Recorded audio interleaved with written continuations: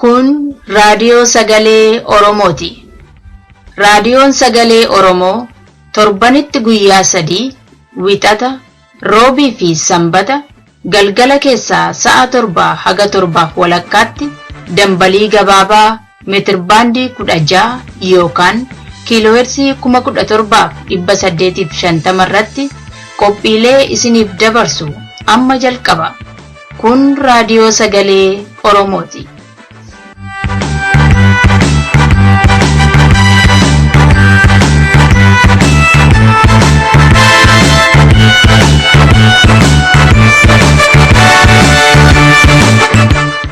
Arra guyyaan roobii biitooteessa 19 bara 2014 reediyoo keenya kan dhaggeeffattan intarneetii fi bakka garagaraa irraa hordoftan dhaggeeffattoota keenya kabajamoo akkam jirtu. Nageenyi keenya bakka jirtan isin haa geessu. Qophiin keenya hordofuuf akka isinii tolutti sagantaa har'aaf qabnu isin beeksisna. Qophii tibbalaa keessatti hiriira mormii hawaasa Oromoo biyya Noorweey magaalaa Hamar keessatti gaggeessan isiniif dhiyeessina. Qophii mala jireenyaa har'aa keessatti Aliyyi Galatoo waa'ee jijjiiramaa yookaan cheenjii irratti qopheeffatee jira. Hunda dura kan dhiyaatu oduudha. An kan isin keessummachiiftu Seenaa Mul'ataa Dirreeti. Amma garuu oduutiin isin dabarsa. Waldhabdee barattoota mana barumsaa Shaakkisoo keessatti ka'een kan walqabatee barattoonni Oromoof deeggartoonni dhaaba mormituu hidhaman. Duuti obbo Alamaayyoo Atoomsaa OPDO keessatti waldhabdee fi walshakkii uumuunsaa gabaafame. Sagalee ummataatiin gara Ruushiyaatti kan deebite Kiriimiyaan akka qaama Raashiyaa taatuuf waliigalteen mallatteeffame. Kummatoota oduu har'aaf qabnu keessaa haga tokko dhaggeeffattoota keenya kabajamoo. Oduu har'aa kan isiniif himu Andhaabasaa Waaqjiraati. Amma bal'ina isaa. Waldhabdee barattoota Oromoof kanneen biroo gidduutti dhalateen kan walqabatee barattoonni Oromoo hedduu adamsamaa fi hidhamaa akka jiran gabaafame. Gabaasaan keenya magaalaa Shaakkisoorraa odeessa nuuf ergeen akka ibsetti haga odeeffannoo argatetti barattoonni 2 rasaasa poolisii fi rukuttaadhaan hedduu miidhamanii jiru. Barattoonni kunneen keessaa Bazaabbish Gurmeessaa rasaasaan kan madoofte yoo ta'u, Dastaa Waaree immoo reebicha poolisiidhaan hedduu miidhamee jira. Waldhabdee kanaan kan walqabate barattoonni 25 ta'an qabamanii manedhaa Adoolaa keessatti reebamaa akka jiranillee gabaasaan keenya odeeffannoo argachuu isaa nu ibseera. Barattoota hidhaman keessaa gariin isaanii deeggartoota paartii Koongireesii Federaalistii Oromoo akka ta'anillee beekameera. Akka odeessa nu ga'eetti barattoonni hidhaman kunneen haga yoonaatti mana murtiitti kan hin dhiyaanne yoo ta'u, firoonni isaaniillee deddeebi'anii gaafachuuf yaalii godhanis akka hin milkoofne beekameera. Dhimma kana qulqulleessuuf manedhaa fi buufata poolisii Adoolaatti bilbiluuf yaallullee qaama deebii nuuf kennu argachuu hin dandeenye. Du'a pirezidaantii Oromiyaa duraanii obbo Alamaayyoo Atoomsaa hordofee OPDO keessatti walshakkiif walamiin hammaachaa akka jiru dhaga'ame. Odeeffannoon arganne akka ibsutti miseensonni OPDO gariin erga obbo Alamaayyoon du'anii booda ibsoota dhaabicharraa bahaa jiran irratti komii guddaa qaban. Akka odeessa argannetti yoo ta'e duulli obbo Alamaayyoon godhan namoota OPDO ta'anii ilaalcha Oromummaa jabaa qaban sababa malaammaltummaan hidhuuf bakkarraa kaasuu malee madda malaammaltummaa gogsuuf kan akeekame miti jedhu. Maddi malaammaltummaa guddaan qondaaltota TPLF gurguddaa ta'anii otoo jiru beekaa OPDO dadhabsiisuuf shira garee TPLF wixinameedha kan jedhan namooti OPDO keessaa dhimma kanaaf ragaan guddaa bara obbo Alamaayyoo keessa namooti sababa malaammaltummaan hidhaman waan abbaan alangaan ragaa isaanitti dhabeef manni murtii gallakkisuusaa eeraniiru. OPDOon akka paartiittis humna guddaa qabaachuu baatullee malaammaltummaa irratti ijjannoo wal fakkaataa qaba kan jedhan maddeen keenya obbo Alamaayyoon daatamee oduuf ibsooti ba'an OPDO fi hogganoota hafan irratti ilaalcha badaa uummata akka qabaatu godhuusaa irratti walfalmiin akka deemaa jirullee nuuf ibsanii jiru.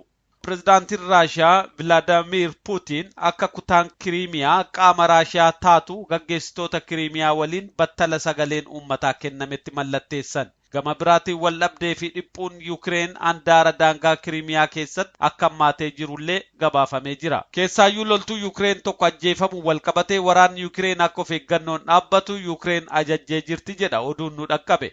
Pireezidaanti Puutiin akka waliigaltee san mallatteessaniin ibsa kennaniin Raashiyaan yeroo hedduu warra dhiyaatiin dhiibamaa fi miidhamaa turuu ibsuun sababa Yuukireenii warri dhiyaa sarara wal kabajaa bira darbanii jiru jechuun qeeqa guddaa warra dhiyaa irratti dhiyeessaniiru. Torbaan sadii dura waraanni Raashiyaa sulula tarsimoo taate kan naannoo daangaa kutaa Yuukireen turte qabachuutu dubbii san garmalee ammeesse. BBC'n akka gabaasetti sagalee uummataa booddee alaabaan Raashiyaa ifaan biilsotaa fi bakkeellee mul'atoo ta'an irratti fannifamee balali'aa akka jiru beekameera. Kana malees deeggartoonni Raashiyaa buufata humna galaanaa Yuukireen keessa seenuu eegaluu isaanii Aljeeziraan boodana gabaasee jira.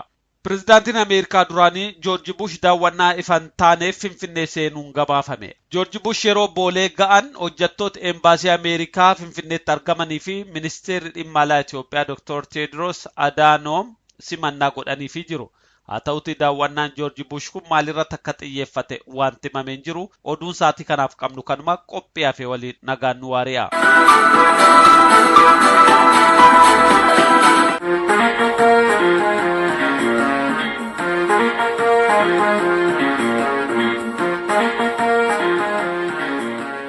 Qophii tibbanaa.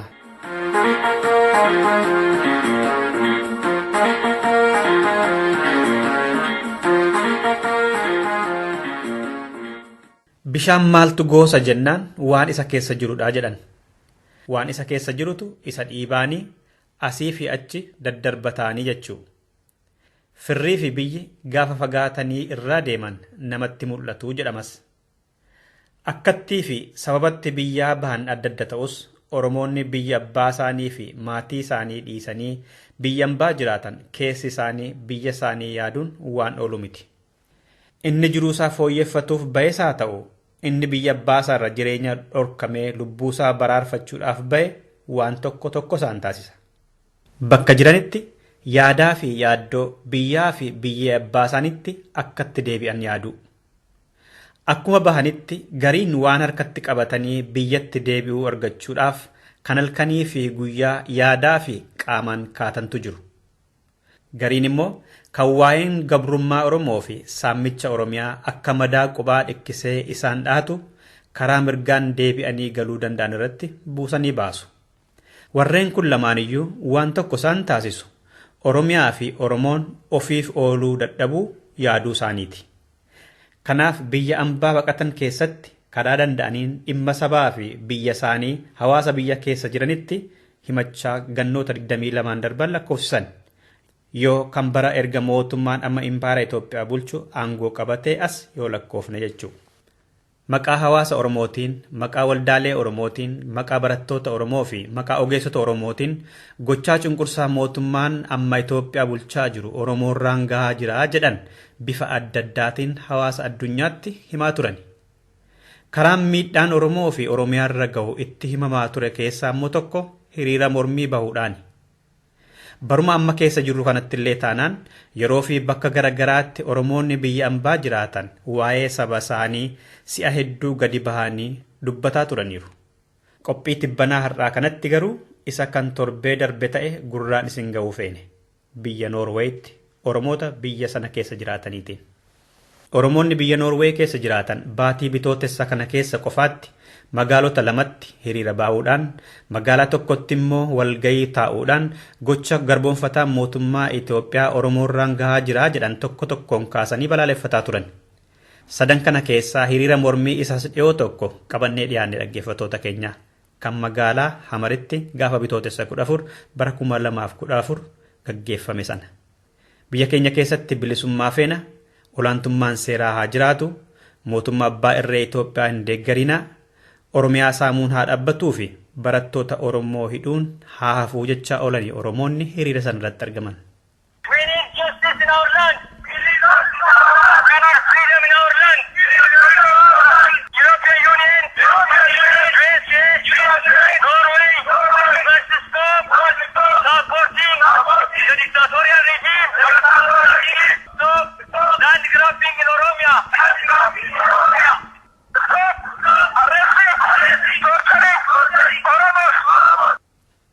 Oromoota hedduu hiriira sana irratti argaman keessaa tokko dargaggoo Geetaachoo Galataati.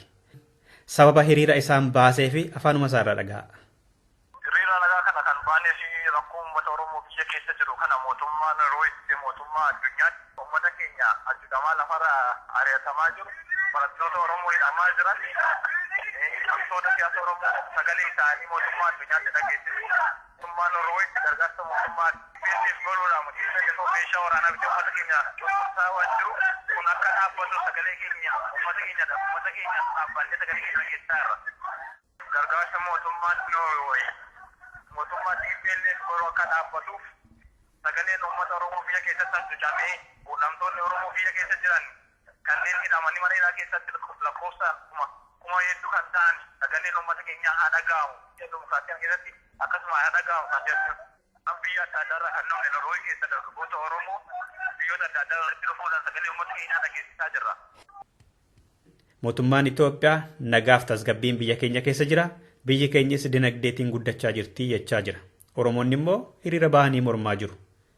Yaadota ulfaallessan kana akkamii jedheetaniin hiriira sanarratti nama argame tokko gaafadhe. Obbo Aschaaloo Mulugeetaa. Mootummaan Itoophiyaa rooddumaa waan kannaa ta'u wanta sobaa wanta dhugaa irratti hundoofne kanammoo mootummoonni biyya laallee beeku kanammoo nuun akkanni mootummaan Itoophiyaa sun haasaa jiru akkanni dhugaa hin taane mootummoota biyya laatti sagalee keenya dhageessifachaa jiru. Uummata keenya biyya keessa gahaa jiru. Mootummaa biyya kanaatti mootummaa addunyaatti beeksisaa jirra. Akka isaan gargaarsa isaan gargaara himaa jirra. Kun immoo jijjiirama fiduu danda'a jennee yaadna. Aadde Hawwii Olaanis dubartootaa fi shamarran Oromoo hiriira mormii bahan sana keessaatii tokko turani. Argamnee mootummaa Itoophiyaa balaaleffachuufidha. Saba keenya saba Oromoo waan miidhaa irratti geessisaa jiru kana waan lafa isaa irraa buqqisee qabeenyaaf taasisuu irratti namoota siyaasaa mana hidhaatti galchuu irratti ijoollee Oromoo barattoota akka isaan hin baranne barumsa isaanii irraa dhaabuudhaan mana hidhaa keessatti waan nu dura gasheef sagalee keenya dhageessisaa jirra nu sharafarroon. Mootummaan TPLFidha saba keenya fixaa jira waan adda addaadhaan akka isaan horii isaaniitiin nama keenya hin fixne sana dabarsaa jira jedha. Obbo Abdii Gammadaa haala waliigalaa hiriira sanaa unuu fi isinitti akkas jechuudhaan himu. Hiriirarraa gaariidha sagalee keenya tokkummaadhaan dhageessisaa jirra. Oromoonni biyya keessa jiranis biyya alaa jiran hundumtuu tokkummaadhaan hin kaane mirga keenyaaf qabsaa'uu akka dandeenyu yookiis mirga keenya falmachuu akka dandeenyu nun ofii keenya yoo dammaqne malee eenyuyyuu waa'ee keenyaaf namni dammaqu hin jiru yookiis immoo Oromoo kan bilisa baasu kan birmaduu baasu namni bakkeedhaan nu dhufu tokko yoo hin jiru nun walii keenya wal dammaqsine tokkummaadhaan hin kaane mirga keenyaaf akka qabsoof dhaaba mirga keenyaaf qabsaa'e duukaa akka hiriirru gargaaru yookiis akka bukkee dhaabbannu hin jedha. Oromoonni biyya Noorwee keessa jiraatan bakka garaa irraa walitti bahanii hiriira bahan sanaan booda gaaffii qaban barreeffamaatiin karaa bakka bu'aa isaanii bakka bu'aa mootummaa Noorweetti kennatanii adda galani. Abbaa magaal warra bakka bu'anii waraqaa sana qondaala mootummaatti kennatan keessaa nama tokkodha. Xalayaan itti ilaalle kan nuni mormaa jirru kan Amnesty International fi kan Human Rights Watch sirriitti nu ilaalaa jiru.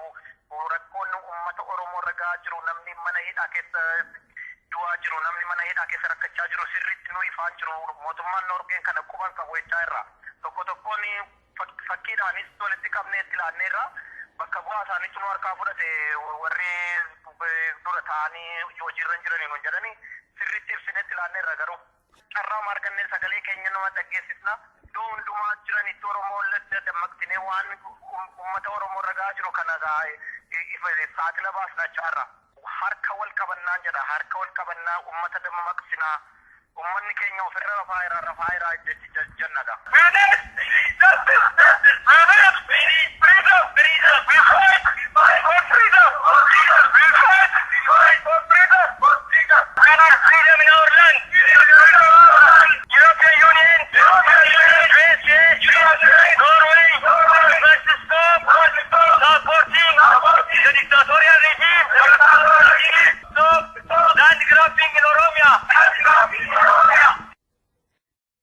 Dhaggeeffattoota keenya mammaaksa Oromootiin qophii keenya har'aa kana xumuruuf jenna.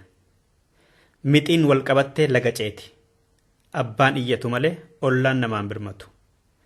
Yoo ejjennaa tolan darbatanii waraanu. Foon lafa jiruuf allaattiin samiirraa wallolti. Badduun fira ishee hamattee babbadduun haadha manaa ishee hamatti. Keessummaan lolaadha abbaatu dabarfata. Mana abbaan gube iyyan qabu jedhan. Xumurre.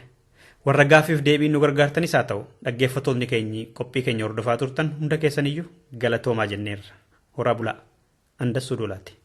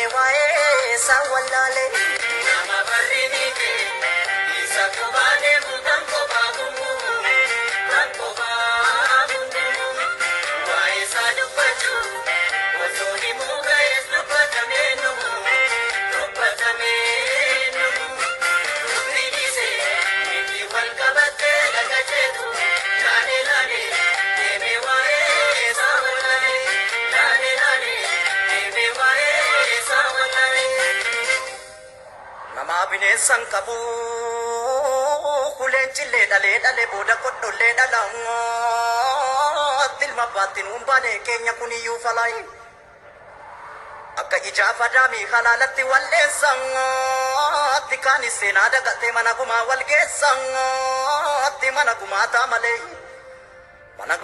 malee mana gumaan hungeessine arabunda dandeessa tokko hordee gadhaabaatti kaan buqqisee darbata kaanis manaa mammaakaatti kaanis dhugaaf mar'atai otoo kan qote jiru kaan haamoo faamtuu qara'atti gariinii goosaa dhabee abjootee abjuu dhara'atti gara deemnuu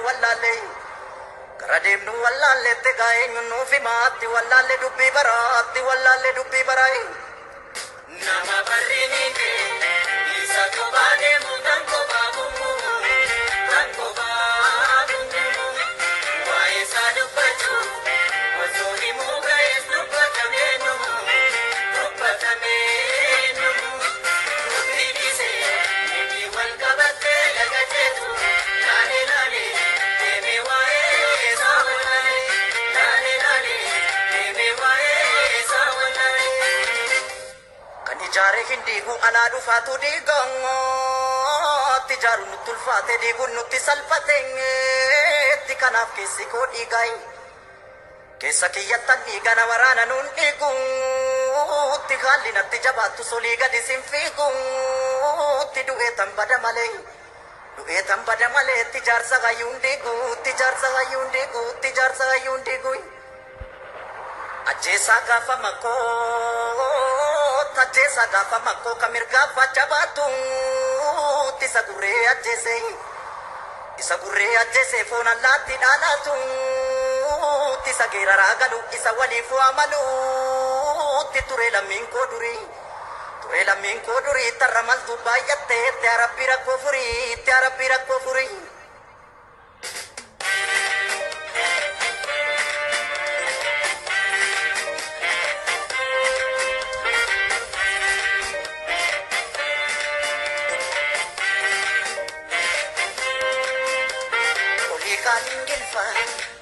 baddaasa yoo dhabne wayyo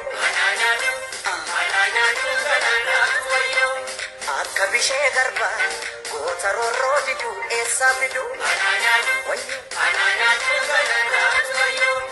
akka lemoo qilxuu hayyuu gaaratti hafee waa madafee akka taaddee birruu kan lammiisaaf dhiigu eessaa argu akka waaqoo guutu goota baddaa balee maaltu caale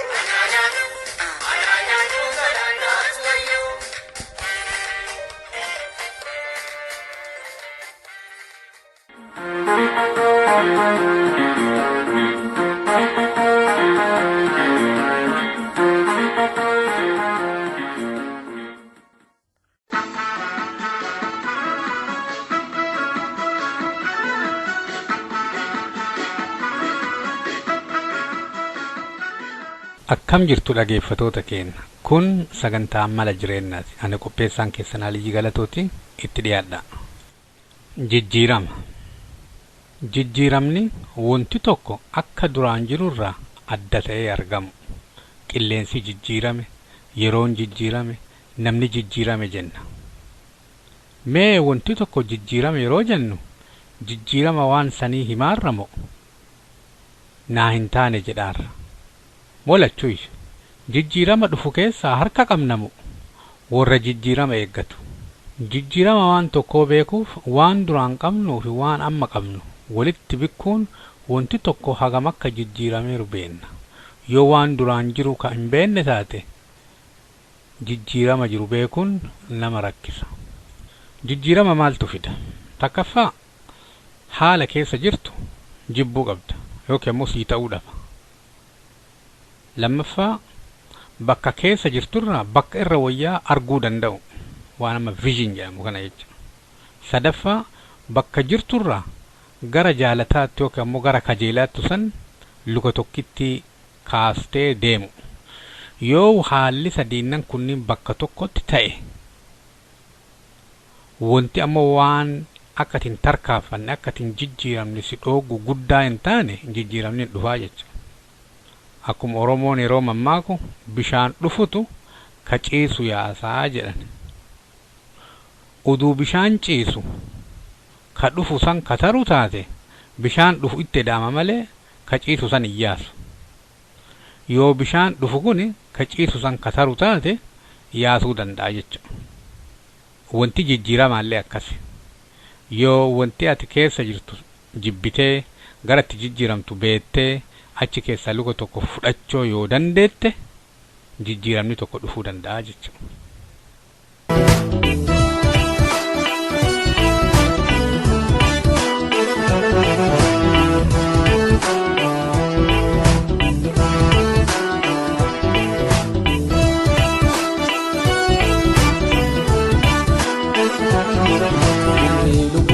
Fani makumokati isinara sabate isinara somni kenan Yesu somni nampa Yesu isinara sabate isinara iyam sabakotuna punta garara ochi makokutu duka mokati se anima kukarara anima kukarara anima kukarara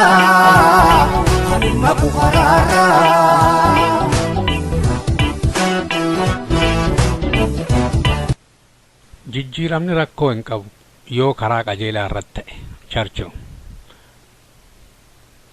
Yoo akka itti daladdu ka hin jijjiirre ta'e wama qara qabdu qabaatta. Hireen yookaan chaansiin ummatuma qophaa'e gargaarti. Anennaa mara barachuu hin barbaada garuu hennaa mara akkana barsiisan hin fedhuu jira charchuu. Yeroo waa jijjiiruuf deemtu yoo wanti ati jijjiiruuf deemtu ka hin jijjiiramne ta'e maal akka gootu firri si yaadi. Yoo jijjiirama waan tokkoo ka hin jaalanne jijjiiruu yaali. Yoo jijjiiruu ka hin dandeenye akka yaaddu jijjiirii jetti Mayriin. Akka Victor jedhutti yoo haala keessa jiru jijjiiruu ka hin dandeenye nu'uu jijjiiramu jirraa jedha. Jijjiiramni humna nama hedduutiin dhufa. Sun kan ta'uu danda'u yoo namoonni walitti dhufaniiti humna ta'an qofa. Wanti nama dallansiisu jedha Kofi Annan. Nu martinuu rakkoon maal akka ta'ee fi maaltu akka dalagamuu qabu hin beenna. Yeroo baay'ee dalaguu dhabuu kennaa jedha. Namni dhugamaan hin barateera jedhamu nama akka itti baratan baratee waa jijjiiruu danda'u. Mahatma Gandhiin jijjiirama addunyaa tanarra arguu barbaaddu san ta'ii jedha. Akkuma waan nama gorsitu sani ufiillee dalagii akkuma jedhiitii san. Namni gariin karaarra deemaa nama garii ammoo karatu deemaanii jedhan.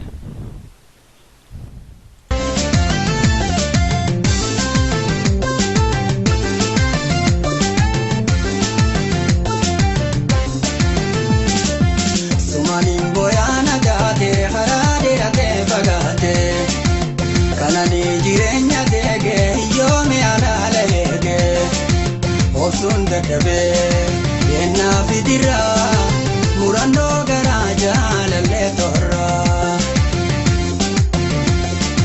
obsun dadhabe yenna fidira murano garaja lalle torra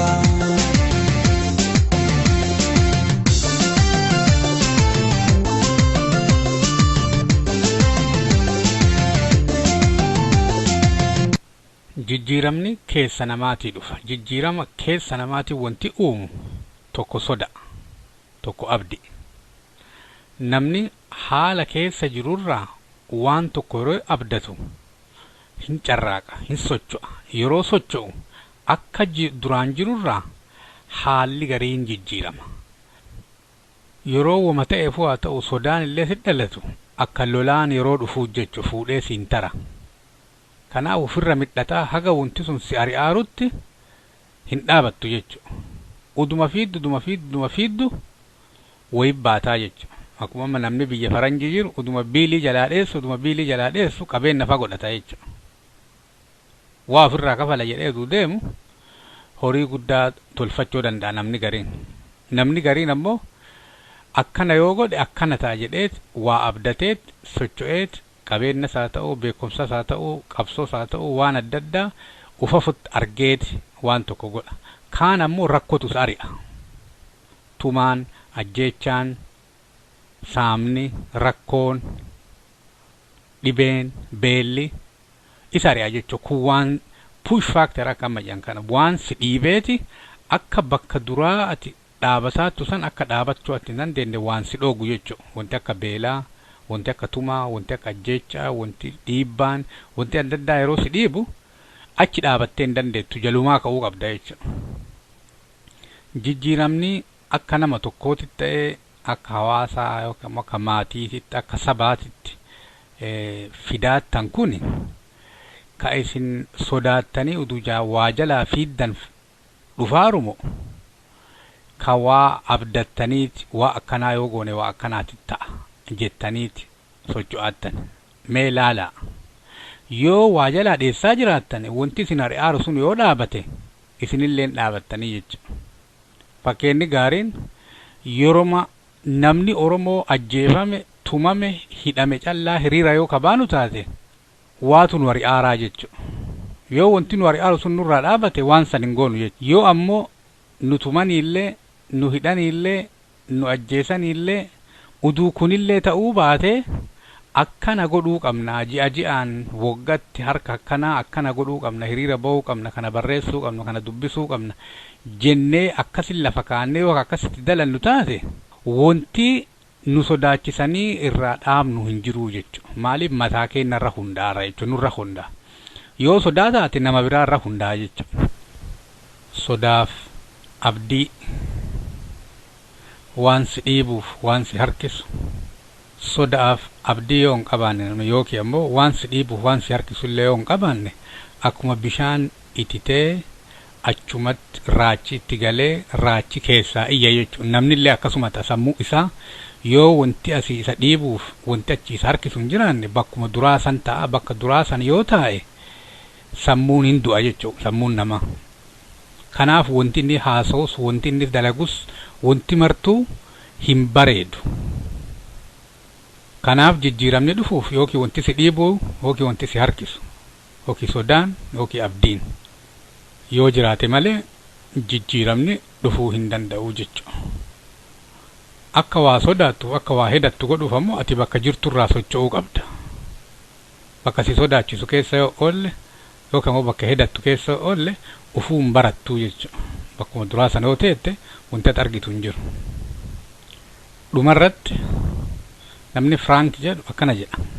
Yaada kee laalii jechatti jijjiirama. Jecha kee laalii dalaga jijjiirama. Dalagaa kee laali amala kee ta'a. Amala kee laali jiruu kan kee ta'a jedha. Sagantaan malaan jireenyaa akka torbaan kanaa asumarra raawwata yeroo gaarii.